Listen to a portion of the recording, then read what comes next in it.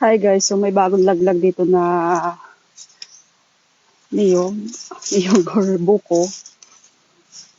So tingnan natin baka may laman na siya also.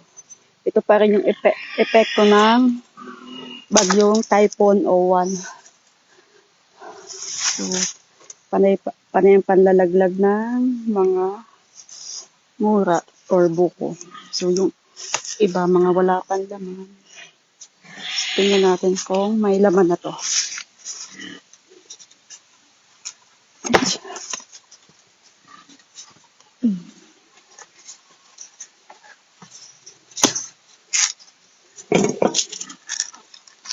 Kutsara.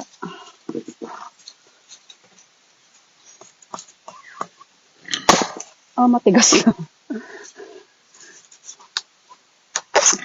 So pang bukayo na siya. Bukayo ba yun?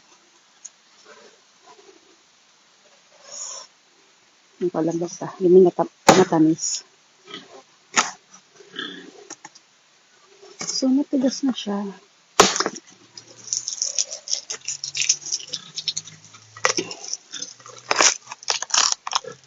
Yan, matigas na nga. So bigyan lang natin siya sa manok.